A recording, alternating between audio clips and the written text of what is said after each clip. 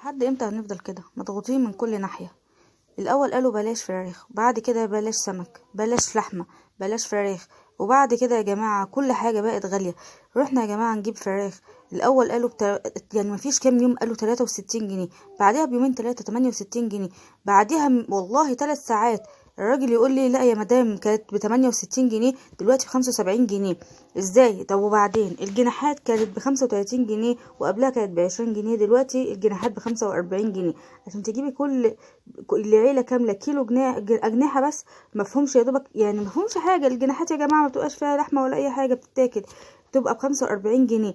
والله احنا ما بقينا عارفين نعمل ايه. الناس خلاص بقت ماشيه على بالعافيه، بقت خلاص مخنوقه وبقت على اخرها. انا جبت كيلو اجنحه زي ما انتم شايفين كده، وجبت يا جماعه عملت عليها صينيه بطاطس. انا قلت نقعد عليها يومين، لان بصراحه دلوقتي بقى الناس تستحرم تجيب يا جماعه فرخه كامله. لما تجيبي فرخه كامله تخش لها ب 150 جنيه لو جبتيها 2 كيلو، لكن لو جبتيها اكتر من 2 كيلو طبعا هتخش في 100، يعني 195 جنيه. لكن بجد حرام. انا قعدت احسبها قلت لا ما ينفعش. يقول لك الوراك بالشيء الفلاني، البانيه بقى معدي 160 جنيه ولا 145، من 145 ل 160 على حسب المنطقه اللي انت فيها. وكمان تحسي ان كل منطقه على حسب، وكل واحد ماشي بدماغه. والله العظيم احنا عندنا هنا المحل جنب اخوه، وده بسعر وده بسعر، والمحل اللي بعديه بسعر تاني، كل واحد ماشي بدماغه. اللي يبيعها ب75، اللي يقولك ب70، اللي يقولك مش عارفه ب68، كل واحد ودماغه. يا جماعه مش هينفع اللي احنا فيه ده، كل واحد ماشي بدماغه. وفي ناس كتير من محلات الفراخ قفلت، قالوا احنا مش عارفين نشتري لما كيلو اللحمه، قصدي كيلو الفراخ بقت ب70 جنيه و75 جنيه.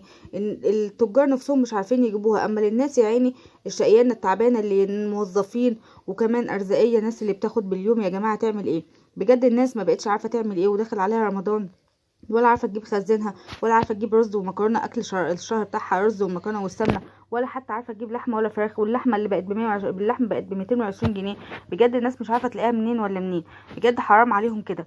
ربنا يسترها. احنا في ايام ربنا العالم بينا فيها، وبجد ربنا يخرجنا من الايام السوداء اللي احنا فيها دي. الحمد لله. انا يا جماعه جبت كيلو اجنحه زي ما شايفين، حطيت عليها التوابل. انا عايزه اقولك التوابل دي اي توابل اللي انت حباها. انا حطيت بابريكا، توم باودر، بصل باودر، بهارات، فلفل اسود، اي كركم، كل حاجه، خل، وحطيت دبس رمان، وكمان اللي هو دبس رمان، والتاني اللي هو ايه اللي هو صويا صوص. كل حاجه منها معلقه، وتقلبيها واحده ماجي وملح وكل حاجه. وبعد كده حطيت عليها التوابل زي ما انت شايفه.